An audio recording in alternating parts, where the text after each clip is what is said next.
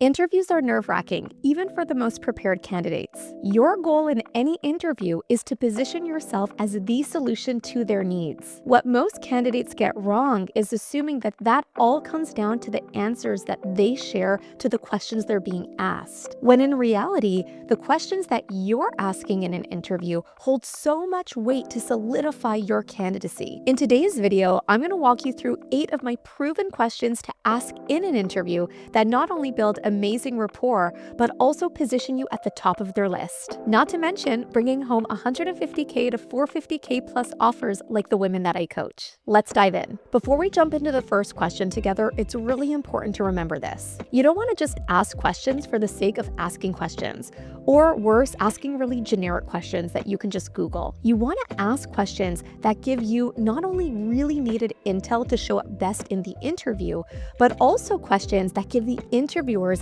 a really good gateway into how you would actually be once hired and in the team. And if you do this well, they'll not only see you as an immediate value add in the team, but they'll also see your longer-term potential in the company. Because interviewers aren't just hiring for the now. Of course, they have an immediate need they're trying to fill, but even more so, they're looking to bring someone in that they can invest in, a talent that can grow longer term within the company. The first question that you're going to want to ask in an interview is, what was it about my specific background that made you want to meet with me today? This question is absolute gold and one that you want to bring fairly early on in the interview itself. Typically right before a tell me about yourself style question. The beauty of this question coming early in the interview is that you will get exact intel from your interviewers about what it was in your profile, in your background, in your experience that they were really drawn to. In other words, what helped you stand out in the candidate pool? And now, being armed with that insight, you can integrate it into your answers for questions like, tell me about yourself, or other types of questions that are reinforcing your candidacy for the role in what matters to them most. So here's an example of how you could integrate this question right after the initial how are yous of an interview. So this could sound something like, I'm doing great, and I'm really excited to speak with you about X role today because it lines up so well with my career aspirations. I would also love to know, what was it about my specific background that made you want to meet with me today? There's also a few variations to this question that you can use, especially if you want to have it integrated into multiple stage interviews as you're meeting different members of the team. So this could sound something like, what was it about my specific profile that really stood out to you? Or what was it about my experience that really resonated? I leave it to your discretion, but generally you want to use this type of question very early in any given interview. That way you can use those insights into the future answers that you're going to share based on the questions that you're being asked. And this is exactly what I helped my client Casey on as we were going through her interview stages together. As we were doing the mock interview practice, she had a 4-round interview process that we were working through. And we integrated this specific question in each round with the different set of interviewers that she had. And not only did it help her build amazing rapport, but she got so dialed in on the things that they really wanted to know more about when it came to her experience. And this led her to not just securing the offer, but actually negotiating an amazing package together at a $175K base with a 20% bonus, on top of it being a hybrid role, which was at the top of her priority list. All right, let's now get into question number 2 that you want to ask in an interview to solidify your candidacy. What are the top 3 traits found in your most successful leaders? I love this question because it gives you direct insight into what the company values in their top talent. And if you already know that in an interview process, guess what? You can reinforce how you already emulate some of those qualities, or give specific examples as to how you've already demonstrated that in prior roles. This is also a great question to layer after questions that you get around your strengths, or perhaps an example of a difficult situation that you've navigated through, or a tell me about a time when style question. And you can lead into this question with a flow like this. I always strive for excellence in the work that I do and aim to set myself up for the most success in my roles. With that in mind, what would you say are the top 3 traits found in your most successful leaders? The beauty of this question as well is it shows you're not just thinking short-term about this immediate role, but you're also giving cues to the interviewers that you're here to stick around and you want to grow with the company. And whether that's the case or not is a little bit besides the point. You just want to make sure that they get that right picture from you from the very beginning. And this question played such a pivotal role in the interviews that I was helping my client Michelle with. This even led Michelle to have conversations in the interview around both her immediate role and having the interviewers already express interest in moving her into a more senior position within 1 year's time. All this to say, it allowed her to fast track her interview process and bring home an amazing offer that was a $30K raise from her previous position. All right, let's now get into the third question that you want to ask in your interviews to solidify your candidacy. And this is definitely one of my favorites. What would make the difference between someone meeting versus exceeding your expectations in this role? This question is, again, another great one that you can use in multiple interview stages with different interviewers, and also in terms of placement, coming anywhere after a tell me about a time when style question or an opportunity where you are highlighting your strengths and competencies in a way that is very much resonating for this particular position.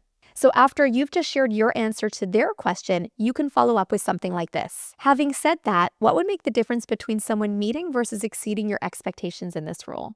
This was a key question that I coached my client Maureen on in her interview process. It led her to secure her dream offer with an incredible 6-figure compensation package, a big step up from her prior role. And her interviewers told her that a big reason they brought her onto the team was because of how confident she was in the interview process together. And a big reason for that was because of the quality of questions that she was bringing in to make it extremely conversational. Maureen had even shared with me that she had never felt interviews go like this and how seamless it was in feeling so much like a two-way dynamic instead of a one-way interrogation. All right, let's get on to the fourth question I recommend asking in an interview to solidify your candidacy. Now, this one's a nice variation from the previous one that we covered, but there is an important distinction. Thinking back to others in this role prior, what set apart those who were good versus those who were great? I love this question because it gives you a sense of understanding the predecessors in this role and how you can actually show up even better in the examples that you're sharing, the hero stories that you're bringing forward in the interview, and the exact competencies that you really want to highlight with what you're getting from the interviewer himself. This is a great question because it's now giving you insight versus the predecessors in the role that you're taking on. It'll also give you some immediate cues as to which examples and hero stories you want to reinforce in your own answers that you share. And this is a really good question to integrate at any phase of the interview, whether at the beginning, the mid-stage, or even at the end when asked, do you have any questions for me? And this could sound something like this. I want to make sure I truly excel in the role if given the opportunity. Thinking back to others who were in this position prior, what set apart those who were good versus those who were great? And asking this question worked so well for my client Maxine, who literally got the feedback from her interviewers that this was one of the best questions they've ever heard in their years of interviewing candidates. If you've never received feedback like that in your interviews, this is your time to turn it around, and these questions are going to help you do that. All right, let's get into the fifth question that I recommend asking in an interview to solidify your candidacy. What's the number one pain point for the team right now that you'd like me to help solve in the first 30 to 60 days in my role? This question is amazing because it shows that you are problem solving, that you're already trying to see exactly where you can bring immediate value coming into the position. And it also shows the interviewer that you're thinking a few steps ahead. And this could sound something like this. I know that handling X types of challenges is a key part of the role, and that's something that motivates me a lot. That said, what's the number one pain point in the team right now that you'd like me to help solve in the first 30 to 60 days in my role? Pro tip, integrate this type of question once you're asked about handling a certain challenge or how you've overcome a certain obstacle, or perhaps even how you've navigated a really difficult situation or personality in your prior experience. This is going to show your interviewers that you are no stranger to stress and that you're able to handle these types of situations with a lot of confidence. All right, let's now go on to question number 6 that I recommend you asking in an interview to solidify your candidacy. If hired into this role, what are the key metrics that would be used to measure my success? Not only is this a great question, by the way, to ask when you start a new role, but it's one that is so good to front load in an interview process so that you already understand where your hiring managers and the hiring team and even the team that you're working with really places their emphasis on what matters for your growth. And this can sound something like this. To ensure I make the biggest impact, I'd love to understand how success is measured in this role. What key metrics or milestones would indicate that I'm excelling in this position? This is a great question to ask at the end of the interview if you didn't have a chance to bring it up sooner. And the reason why is that it'll give you cues of any outstanding points that you want to reinforce that you might have forgotten about or not mentioned earlier on in the interview.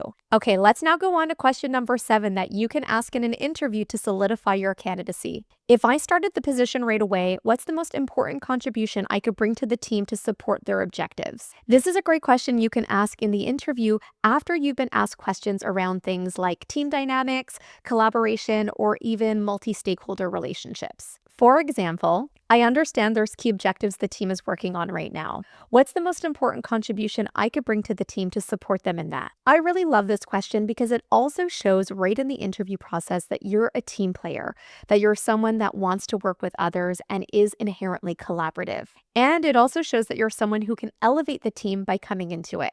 Now let's get on to the 8th question to ask in an interview to solidify your candidacy. And this is a question that typically gets some mixed reviews, but I'm a big advocate for asking it, and here's why. I want to make sure after everything that you've poured into your interview preparation, especially for multi-stage interviews, that you're not leaving any stone unturned that can help you become their top choice. And so if you have an opportunity to remove any last doubt in the eyes of your interviewers, of course, I want you to be able to do that. And so the question you're going to ask is, do you have any last hesitations or concerns regarding my ability to perform the role effectively that I can clarify or discuss now? Now, of course, if the interview is going smashingly well and you're feeling a really good dynamic with the interviewer, you don't necessarily need to ask this. But if you found at any point in the interview that maybe you didn't answer something as well as you liked, or you got an interesting vibe from the interviewer themselves, then you want to make sure you're able to course correct on that in the moment. Remember, not asking this question doesn't mean that the interviewers are not thinking that feedback. Of course, they're still thinking that feedback, but you're not giving yourself the chance to actually address it head on together. And so instead of leaving the interview without having had a chance to course correct on that, you're now putting yourself in a position where you can address it proactively and confidently. And here's an example template that you can inspire from based off of the feedback that they are giving you.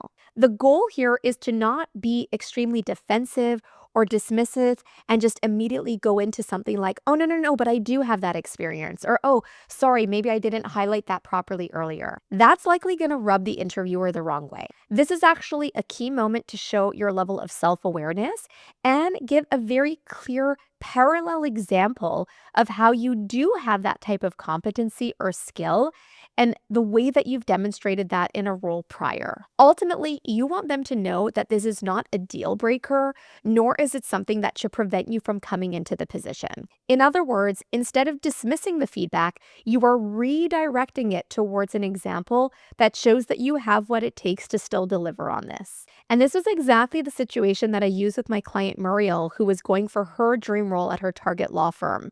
And she was actually interviewing for an entirely different business group than what she had done in her prior work. And based on the feedback that she got, she was able to use this template as inspiration to redirect the focus on a previous example that showed that she has that skill set, that she has that resilience, and that she's able to overcome a steep learning curve and still thrive in a role. And that's ultimately the message you want to get across. For Muriel, this helped her fast track her way through the interview process where she was already being proactively booked for the next interview stage while she was still part of the previous one. And it also led her to secure an amazing offer as the top candidate of choice, bringing in a $170K comp package plus bonus potential as well. Now, of course, you don't have to ask all 8 questions in every single interview, but you do want to use them throughout the interview process because not only is it about answering questions really well, but you want to show that by asking the right questions, thoughtful questions, intentional questions, that you are already solidifying yourself as the solution to their needs. Not to mention building amazing rapport with your interviewers and eventual team so they can already see you as a part of it. And if you found this helpful, you'll love my full Nail Your Next Interview free training. In that training, I walk you through the exact step-by-step system that I use with my clients for them to secure anywhere from $150K to $450K plus offers with confidence. It includes even more scripts, templates, mindset shifts, and everything in between to make sure you leave no stone unturned. I've also dropped the link to my free interview training in the description below, so be sure to grab your copy.